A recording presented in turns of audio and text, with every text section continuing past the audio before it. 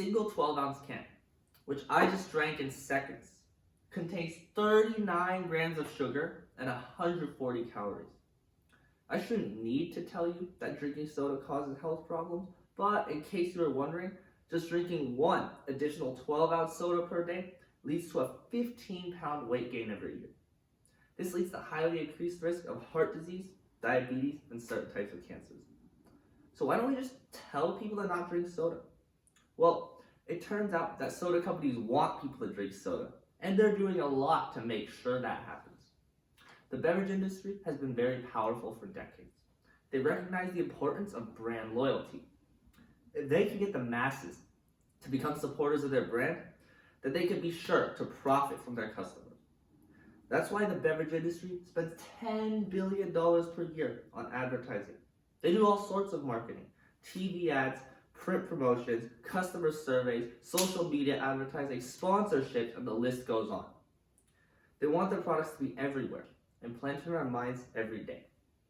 To get the maximum impact for the longest time, the beverage industry puts many resources into advertising for a specific demographic, young children. The beverage industry spends $3 billion per year on advertising specifically to young children. They do so because if they can get children to become loyal to their brand, then those children will drink the brand's profits for years to come, resulting in more profit. Unfortunately, young children drinking more soda also means bigger problems. The health problems from obesity at a young age, stuff like heartburn, high cholesterol, and breathing problems are starting earlier, lasting longer, and having an overall larger effect. In order to see just how common targeted beverage advertising is, we can look to schools. Beverage companies often have a simple plan. They give money to schools in exchange for a contract that allows them to advertise on school grounds. Given how underfunded schools are, it's pretty hard for them to just turn down a nice source of funding. Once the contract has been established, beverage companies can use all sorts of techniques to advertise. They'll put up direct advertising, like posters all over the schools, but they'll also use more subtle methods.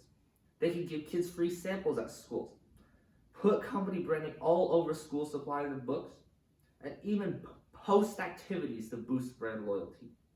Even if your elementary or middle school didn't have these forms of advertising, something as subtle as vending machines can influence kids to drink a particular brand of soda. The point is, with children spending several hours every day in schools, being exposed to company branding everywhere, it's hard for them to not be influenced into drinking soda. Couple that with children's individual psychology, and it's nearly impossible that children aren't affected by the constant stream of advertising. Children are easily influenced. There are psychological factors that make advertising more effective on children. Researchers have found that children often don't have the maturity to recognize persuasive advertising and resist its effects.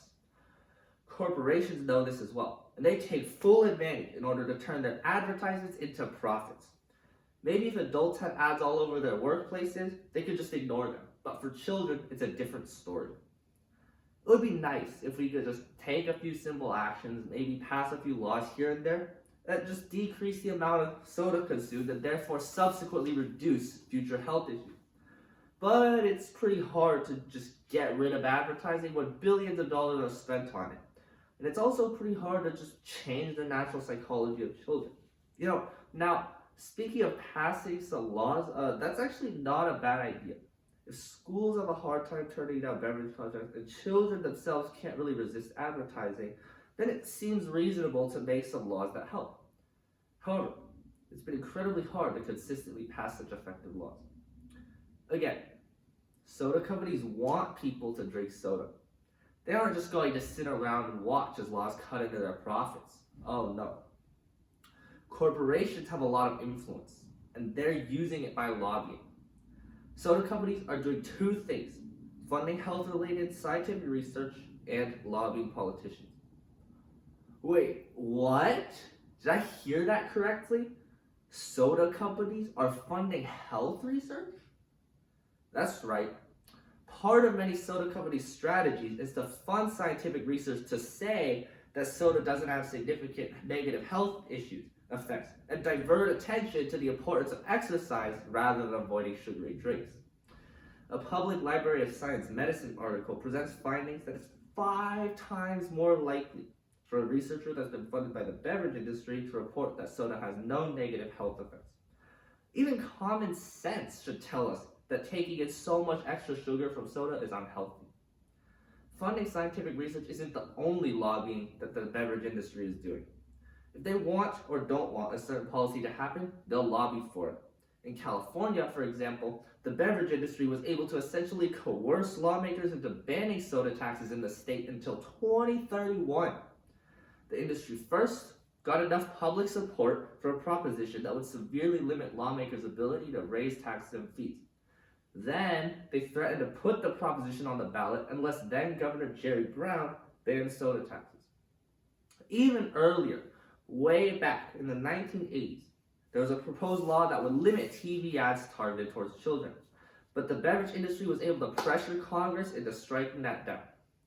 There are countless other examples of industry lobbying. Whenever a proposition comes in that could potentially harm the corporations, they fight back and often win. This combination of targeted advertising and lobbying is a two-headed dragon that makes it insanely hard to stop people from drinking soda. It's not just a problem that consistently drinking soda increases health issues. It's that given the systems and influence that the beverage industry has, it's hard to reverse the ubiquity that soda has achieved. But it's not impossible. Effective implementation of laws, like soda taxes as one example, have reduced soda consumption in some places. We can look to Philadelphia as an example. According to the Health Affairs Journal, a 1.5 cent per ounce tax on sugary beverages in Philadelphia decreased sugary beverage sales by 38.9%. Soda taxes have also successfully lowered soda consumption in other places like Baltimore, Maryland, and Boulder, Colorado. We don't have to rely on lawmakers to pass taxes or laws to help people make healthy choices. We can do that ourselves through education programs and activism. The American Journal of Clinical Nutrition tested a food education program focused on trying to get people to decrease soft drink consumption. They found that in the control group, the amount of overweight students increased by 7.5% per year. But in the group of students that were part of the education program, the amount of overweight students actually decreased slightly by 0.2%. Even the simple act of just giving people water to drink can have significant effects. Scientists tested a program where they delivered water to some homes for 25 weeks, while some other families were part of a control group. The control group's soda consumption stayed the same, but the people who got the deliveries decreased their soda consumption by 82%. Of course, delivering water to homes isn't always viable, but even something simple like an after-school program that gives students water to drink can reduce soda consumption by 61 calories per day. That's almost half of a 12-ounce soda. Simple things like giving kids water to drink can go a long way. Along with intervention programs, activism works well to counteract corporate lobbying. People can take things into their own hands. For example, companies used to advertise in schools by paying teachers to drive around campus with cars that had company branding on it. This form of advertising was shut down because of public protests against it. Protests by parents, students, and school officials have made some school districts all around the country refuse to sign contracts with soft drink companies. In the Los Angeles Unified School District, for example, the public voted to ban soft drink sales in vending machines. So, what have we seen? We've seen that beverage industry advertising and lobbying, especially advertising targeted towards children, is a big problem that causes lots of health issues. But we've also seen that corporations aren't the only ones with power. We can fight for our own health, and we need to continue to do so in order to ensure a healthier society for ourselves, our friends, and our kids.